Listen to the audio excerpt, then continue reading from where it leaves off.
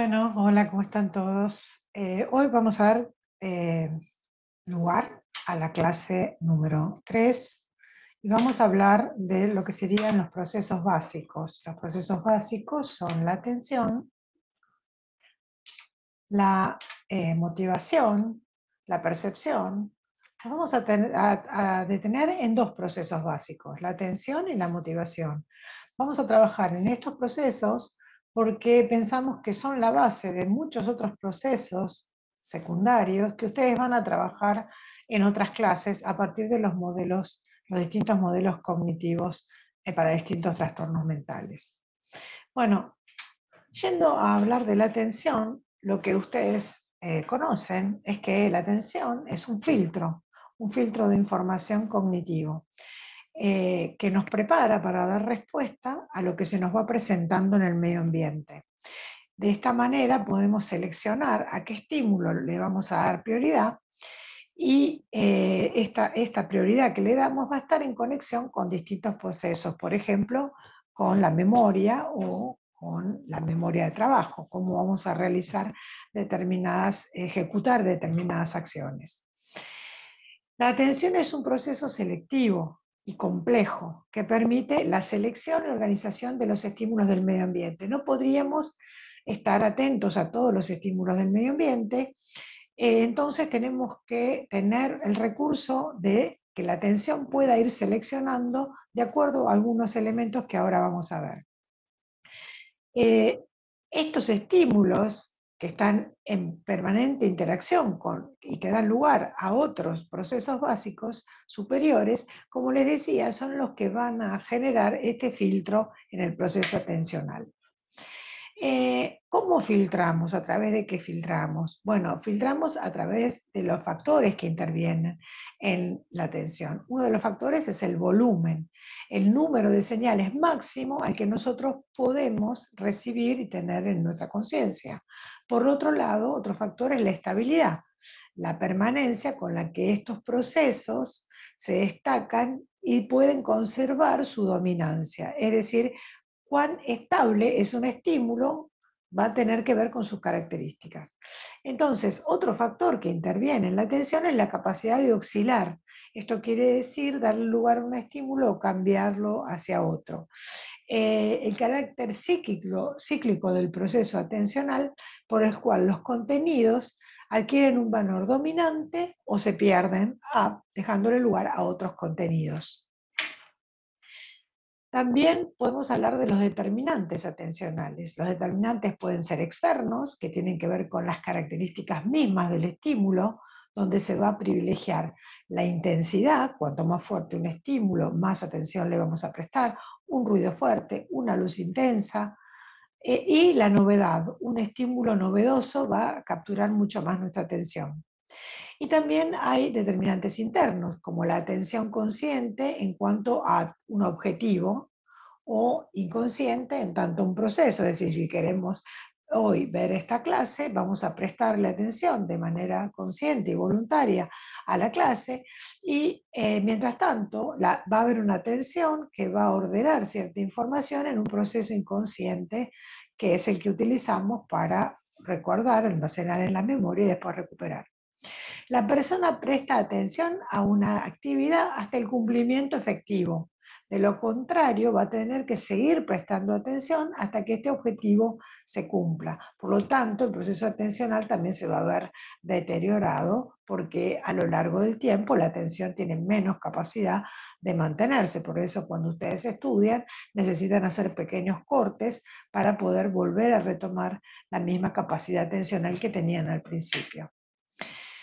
¿Qué tipos de atención tenemos? Una atención involuntaria, como la vuelta de los ojos hacia un estímulo o hacia un ruido, la vuelta de la cabeza hacia un lado, donde se va a hallar el nuevo objeto o donde se va a tratar de buscar el estímulo perceptivo que nos está convocando, la reacción de alerta, de escucha, la respuesta dérmico-galvánica, cuando no se nos ponen los pelitos de punta, las reacciones vasculares, las alteraciones de la respiración, la hipoprosexia o los indicios graves de apatía inactividad o no responsividad general a los estímulos externos, o la hiperprosexia, los indicios de elevada excitabilidad, se hallan en estado constante de ansiedad e intensa perturbación mención a cualquiera de las irritaciones o estímulos emocionales. Es decir, que uno podría encontrar a un sujeto, como decíamos antes, en hipoprosexia, o decir, con una gran apatía y poca respuesta a los estímulos atencionales, o podríamos encontrar un sujeto con una hiperprosexia y una capacidad de ir cambiando de estímulos por no poder tener este filtro que le permite una organización más estable de la alternancia de estímulos. También los tipos de atención tienen que ver con la voluntaria, la falta de concentración en tareas sencillas, que por ejemplo se encuentran en el déficit atencional con o sin hiperactividad, que ustedes van a ver en la clase que vamos a desarrollar en relación a los niños, aunque también el déficit atencional puede encontrarse en los adultos. Entonces, el proceso atencional y estas características nos va a servir de base para hablar después de los procesos que estudiemos en relación a determinados cuadros psicopatológicos y cómo nos vamos a hacer de herramientas para intervenir en esos procesos. Por eso hicimos este pasaje rapidito por el proceso atencional. Ahora vamos a hablar de la motivación. Ustedes seguramente ya escucharon hablar del modelo de Maslow, que dice que la motivación es el impulso a satisfacer necesidades. Y Maslow va a hacer una pirámide motivacional donde va a colocar en la base lo que tiene que ver con las necesidades básicas, es decir, las motivaciones propias del ser humano, las que tiene que satisfacer, como el apetito, el deseo sexual, la búsqueda de abrigo si tiene frío, la necesidad de sueño. En un segundo nivel va a estar las necesidades de protección y seguridad, la búsqueda de refugio, huir desde un estímulo, ¿sí? O pelearlo, ¿no? Digo, la motivación a la energía necesaria para huir o pelear contra un estímulo aversivo. En un tercer nivel, las necesidades sociales de vincularnos con nosotros. En un cuarto nivel, las necesidades en relación a sentirnos valiosos para con nosotros, y la autorrealización en el nivel más superior de la pirámide, que tiene que ver con la necesidad de reconocernos a nosotros mismos como valiosos. Otros modelos es el modelo de McLean, que va a hablar de tres necesidades básicas: la necesidad de logros, la necesidad de poder y la necesidad de sentir afiliación con algún otro grupo humano. ¿Qué tipos de motivaciones vamos a reconocer que son importantes a tener en cuenta? La motivación intrínseca, que está dirigida a explorar, aprender y a obtener recompensas internas, como el placer, la tranquilidad o la felicidad. Y las motivaciones extrínsecas, como las recompensas externas, premios, dinero, aceptación social. La motivación puede ser positiva, en búsqueda de un refuerzo positivo, o puede ser negativa cuando evitamos un refuerzo aversivo, es decir, cuando evitamos un castigo. Primaria, cuando tiene que ver con lo personal, satisfacer las necesidades propias, puramente intrínsecas, como la comida, el agua, el bienestar o el placer. Y secundaria o social, también intrínseca, pero dirigida a lograr un bienestar a través de los demás. La necesidad de seguridad, de respeto, de permanencia y de reconocimiento. Bueno, la motivación es un elemento con el que nosotros trabajamos mucho, sobre todo porque es el elemento básico a fomentar o a trabajar cuando necesitamos o cuando el sujeto quiere realizar algún cambio que le está costando. La motivación intrínseca podríamos decir que es la realizada por el propio bien del sujeto o por su interés. Por ejemplo, el juego, la exploración, la curiosidad, no dependen de incentivos ni de presiones externas. El niño va simplemente, naturalmente, a ser convocado por motivaciones intrínsecas. Hay un metaanálisis que quiero situarles de Taylor del 2014 que señaló un papel significativo en la motivación intrínseca en el rendimiento escolar. Lo que ellos hicieron fue un estudio con estudiantes universitarios en Canadá y en Suecia. Este estudio incluyó estudiantes de secundaria también y mostró que la motivación intrínseca estuvo asociada con el rendimiento académico.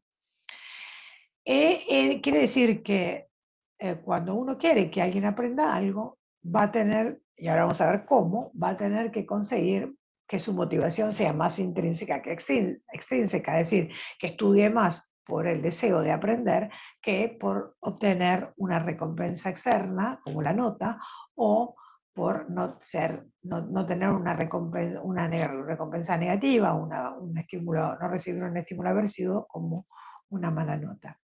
Lo que dice esta investigación es que la motivación intrínseca tiende a disminuir a lo largo de los años escolares, al menos para las actividades relacionadas con la escuela.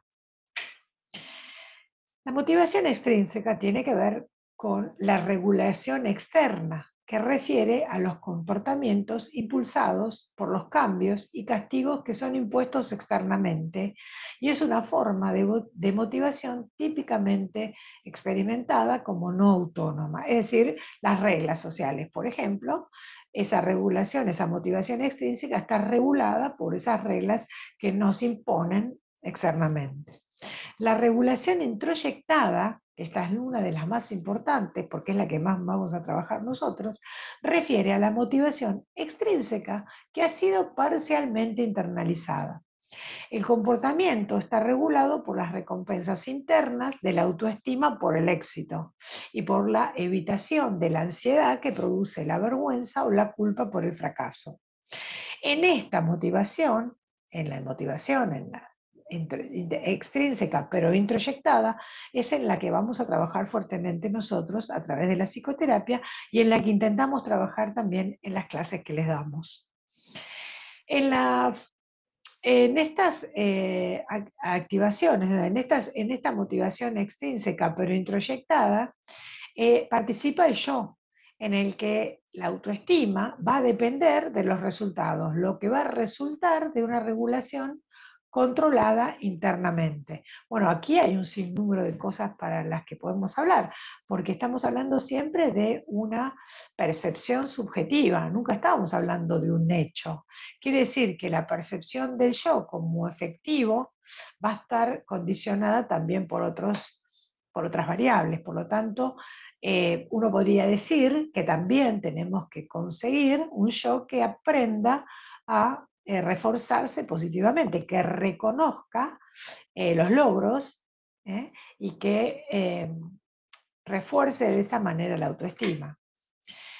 Entonces, la forma más autónoma de motivación extrínseca es la regulación integrada en la persona, que no solo reconoce e identifica el valor de la actividad, sino que también la encuentra congruente con otros intereses y valores fundamentales. Es decir, que ustedes aman esta profesión, les parece que es la profesión que quieren elegir, por lo tanto está dentro de su escala de valores como algo muy importante, y esta motivación nuestra extrínseca que cuando venimos a darle las clases, intenta de alguna manera convocar a esa motivación intrínseca de ustedes que está apoyada en sus intereses y sus valores fundamentales para conseguir esta regulación integrada que permite que esa motivación extrínseca se convierta en intrínseca. Difiere principalmente de la motivación intrínseca, en que ésta se basa en el interés y la alegría. Las personas hacen los comportamientos porque los encuentran atractivos e incluso divertidos, mientras que las motivaciones identificadas o integradas se basan en el sentido del valor. Las personas realizan actividades por considerarlas valiosas, incluso si no son agradables. Es decir, esto es importante a tener en cuenta cuando tenemos que ayudar a una persona a digamos, repartir bien el tiempo en el que dedica a las actividades donde tiene una fuerte motivación intrínseca, porque son las actividades de ocio, las actividades basadas en su interés, en su alegría, las que hace porque esos comportamientos los encuentra atractivos, como por ejemplo mirar las redes sociales, tiene que tiene que tener un equilibrio entre lo que tiene que ver con las motivaciones identificadas e integradas, que son las que se basan en el sentido del valor, a las que van a tener que reforzar por considerarlas valiosas, incluso cuando no son agradables, y van a tender a dejarlas, a posponerlas. Por eso, en los tratamientos conductuales, nosotros le pedimos al paciente que primero realice aquellas actividades que no le resultan agradables y que necesita ponerle más voluntad, y luego deje para el final aquellas actividades que evocan, que producen o que tienen mucha motivación intrínseca, porque esas le van a salir con más facilidad. Si empieza con las intrínsecas, seguramente no le va a quedar tiempo para las otras. Bueno, autonomía y motivación. ¿Cómo está relacionada la autonomía y la motivación? Formas más autónomas de motivación van a conducir a una mejora del compromiso, el aprendizaje y el bienestar de los estudiantes. ¿Qué quiere decir? Que entonces, cuanto más autonomía nosotros le demos a la forma en la que ustedes se van a relacionar con el material de estudio que les presentamos, mayor compromiso van a tener con el aprendizaje, y esto les va a generar mucho más bienestar. Esto habla también de la necesidad psicológica de apoyo por parte de los maestros y de los padres, que facilita esa motivación, mientras que la falta de apoyo o la indiferencia va a socavar esta motivación.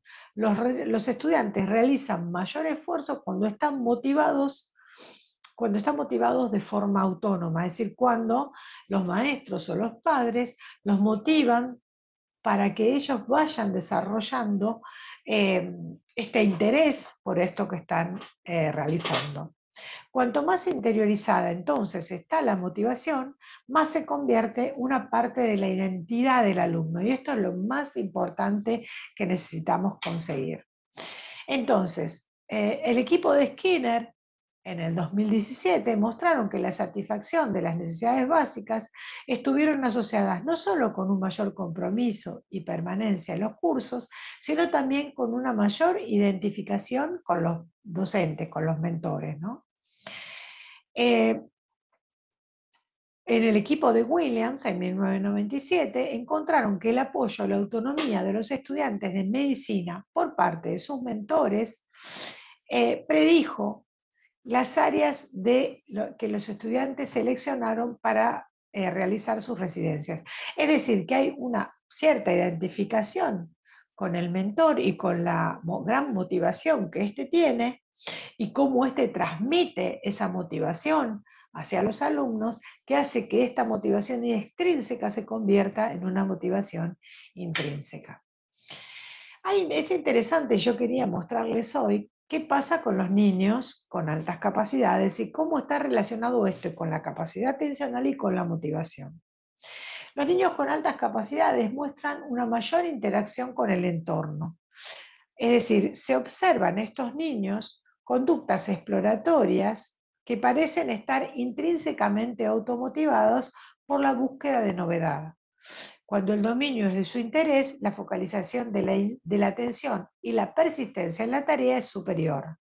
La facilidad y la precocidad para la adquisición de estas nuevas habilidades les permite llegar a dominar sus áreas de interés a una edad inferior que el de la media del resto de los chicos de la misma edad. Requieren de una ayuda mínima durante el proceso de aprendizaje, a menudo parecen enseñarse a sí mismos y comparten un mayor grado de pensamiento abstracto, lógico y divergente. Estas son las características que se encontraron en los niños que tienen altas capacidades.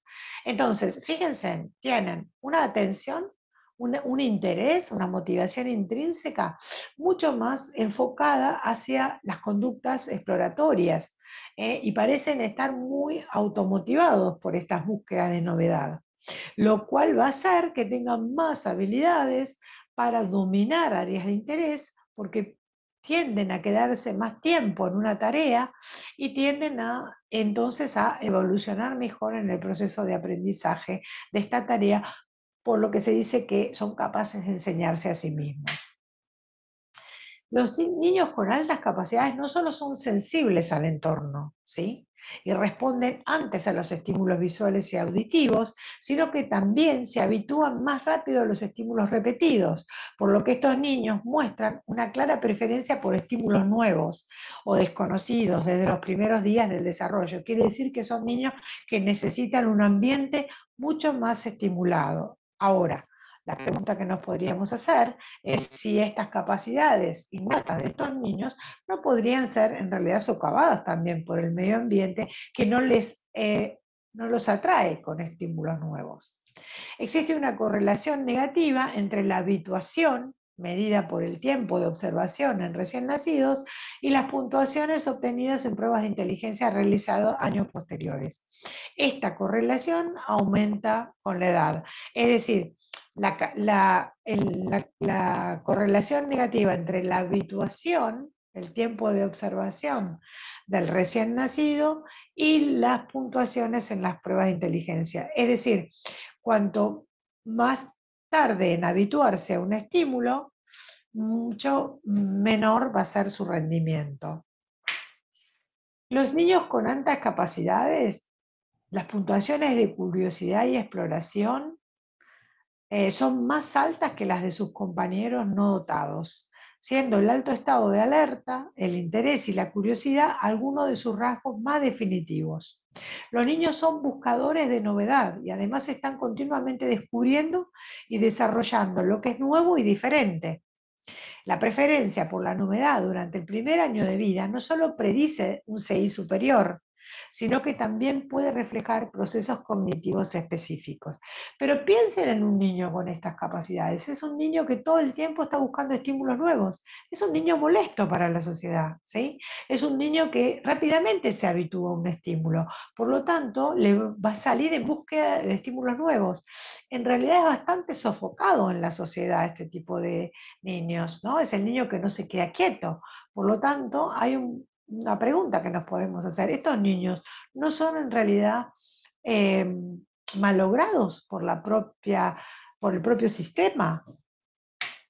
Los niños con altas capacidades tienen un deseo de conocimiento más externo de las cosas que se manifiesta a través de la gran capacidad que tienen para trabajar con preguntas abiertas. Los niños con altas capacidades son conscientes de relaciones más amplias y quieren aprender más de ellas. No se contentan con respuestas simples, son curiosos, preguntan todo el tiempo y tienen una mente más abierta.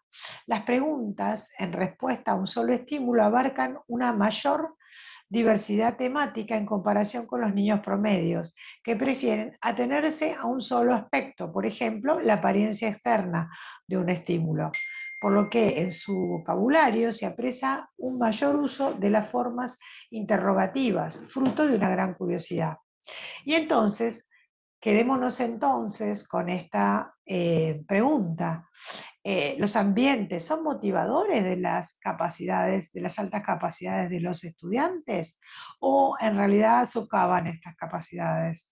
Digo, es un trabajo de los docentes motivar a los alumnos para que sean curiosos y vayan en busca de estímulos novedosos y estas capacidades se conviertan en motivaciones intrínsecas y de esta manera los logros estudiantiles se obtengan naturalmente y sin la necesidad de enfocarnos en motivaciones extrínsecas como son los refuerzos positivos en las notas altas o los refuerzos negativos en las notas bajas. Y por otro lado, para aquellos que vayan a trabajar con niños o aquellos que tengan niños, qué importante es el niño inquieto, es el niño que busca estímulos nuevos, porque es un niño que muestra su alta capacidad intelectual. Bueno, nos quedamos con esta pequeña introducción a estos procesos cognitivos básicos que nos van a servir también y los vamos a poder retomar cuando trabajemos con algunas técnicas cognitivas en distintas psicoterapias que tienden a producir algunos cambios en nuestros pacientes.